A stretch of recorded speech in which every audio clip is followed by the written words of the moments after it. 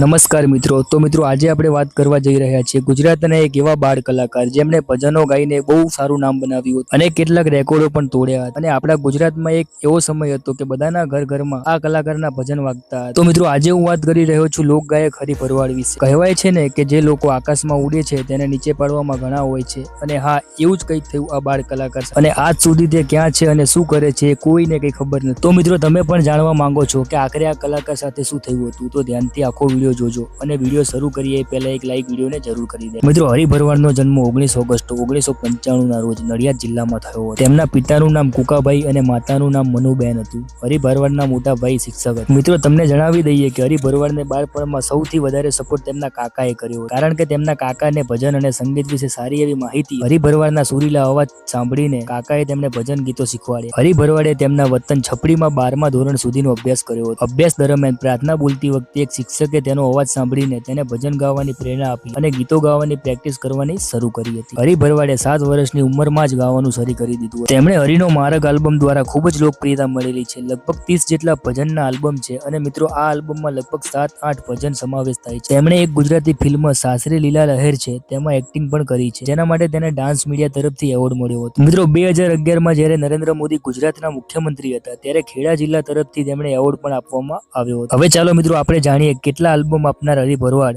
રાતોરાત ક્યાં ગાયબ થઈ ગયા. તો મિત્રો તમને જણાવી દઈએ કે તેઓ મોટા થતા અભ્યાસમાં વ્યસ્ત હોવાના કારણે તે ઇન્ડસ્ટ્રીમાં ઓછા દેખાતા હતા, અને ઘણા લોકોએ અફવા ફેલાવી હતી કે હરિ ભરવાડ મૃત્યુ પામ્યા છે.